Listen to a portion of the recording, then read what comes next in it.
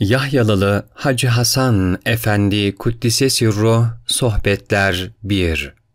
Mahmud Sami Ramazanoğlu Hazretleri Kuddise Sirruh.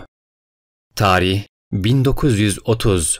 Sami Efendimiz Yeşilisar'ın İçmece denilen şifalı suların bulunduğu mahalle gelmişler, oradan da babam Mustafa Hulusi Efendi ile görüşmek için Yahyalı'ya gitmeyi arzu ediyorlardı. İçmece ile Yahyalı arası 30 kilometre, o günkü şartlarda ancak at, merkep, araba vesaire ile ulaşım sağlanıyor. Bu şekilde ücretiyle yolcu taşıyan bir nakliyeci bulunuyor. Ekşi Ali namındaki bir adamla görüşülüyor. "Götürür müsün? Bir at ile bir merkebim var, merkebe binmeye razı olursa götürürüm." Peki, hareket saati gelince Ali amca atı çekiyor. Sami Efendimiz, "Hani biz merkebe binecektik Ali Efendi." "Hayır efendim, önce kötüyü göstereyim de sonra iyiye bindireyim diye latife ettim. Siz buna layıksınız." Birlikte yola revan oluyorlar. Tozlu, topraklı bir yol. Epey bir süre hiç konuşmadan Sami Efendimiz önde, diğeri arkada gidiyorlar. Bir süre sonra Ali amca, "Efendim," diyor, "böyle yolculuklarda merkepli önde gider ki atın çıkardığı tozdan rahatsız olmasın."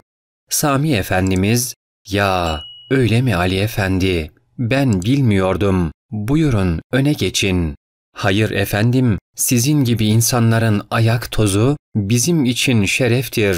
Deminden beri hiç konuşmadınız da sesinizi duymak, sizi konuşturmak için böyle söyledim." Bir süre sonra bir mezarlığın kenarından geçerken Ali amca düşünüyor. "Böyle insanlar kabir ahvalini bilirmiş derler. Acaba bu zat da bilir mi?" Sami Efendimiz yavaşça dönüyorlar. "Ali Efendi, bu bir velinin en küçük hali." Akşam üzeri Yahyalı'ya giriyorlar. İlk defa gittikleri halde Abdullah Efendi isimli bir ihvanın bahçe evini işaret edip "Biz buraya inelim," buyuruyorlar. O sırada 18 yaşlarındaydım. Kapıdan kardeşim Hacı Abdullah girdi. "Abi müjde," dedi. "Kardeşim, ben dünya için müjde vermem, söyle bakalım." "Dünya müjdesi değil, Sami Efendimiz gelmiş. Bahçelerin arasından uçarcasına koşuyorum. Sevincim kontrolden çıkmış bir sel gibi. Eve yaklaşınca Sami Efendimiz buyuruyorlar." Abdullah Efendi, Mustafa Efendi'nin evladı çok heyecanlı geliyor. "Yanımızda yabancılar var. Dışarıda biraz sakinleştir."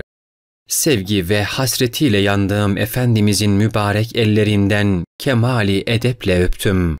Hal hatır sordular ve pederimle görüşmek üzere Dereköy'e gidilmesi kararlaştırıldı. O sırada zamanın idari baskısından dolayı nispeten gözden uzak olan bu köyde fahri imamlık ve irşat görevi yapmakta olan babama müjde götürdüm. Mendeme denilen yerde Dereköy arasındaki yarım saatlik yolu himmetleriyle birkaç dakikada almışım. Köyde hazırlıklar yapıldı, herkesi dayanılmaz bir sevinç ve heyecan kapladı. Allah dostunu Allah için seven insanların gönüllerinde muhabbet rüzgarları esti. Saatler süren, hiç kimsenin bitmesini istemediği feyizli sohbetler oldu. Bu sohbetin akabinde Efendimiz'i annemin mezarına götürmek niyetiyle ayakkabılarını hazırladım.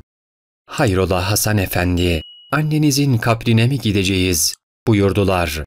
Efendimiz önde, ben arkada, köyün dolambaçlı yollarından yürüyerek gidiyoruz. Mübarek lisanları boş durmuyor, bana öğüt veriyorlar. "Hasan, evladım, ölüm insana gözün akıyla karası gibi yakın. Dünya hayatı da insanın suya kafasını sokunca geçirdiği süre gibi. Ne kadar durabilir insan? Biraz sonra bunalır ve kafasını çıkarır. Kafamızı suya soktuğumuz dünya, dışarı çıkardığımızda ahirettir." Mezarlığa vardık.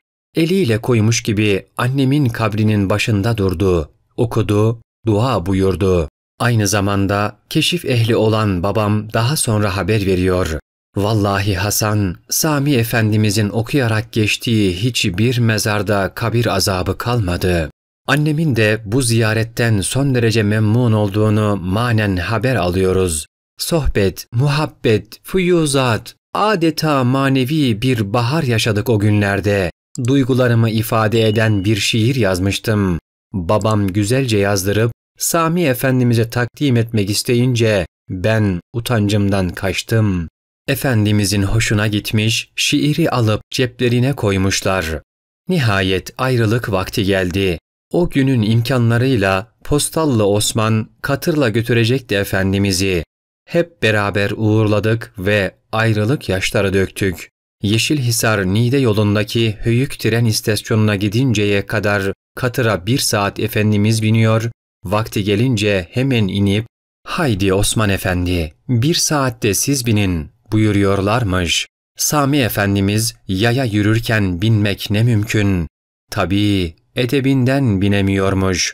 Bunun üzerine katır boş gidiyor, dinleniyor, kendilerini de o 1 saat içinde yolda taş, çalı, diken ne varsa temizleyerek gidiyorlarmış. Böylece istasyona varmışlar. Bir an Allah'tan gafil olmayan, bir an hizmetten geri durmayan Sami Efendimizin Yahyalı seyahati böyle geçti. Rabbimiz şefaatlerinden mahrum etmesin. Amin. Seslendiren Abdullah Can.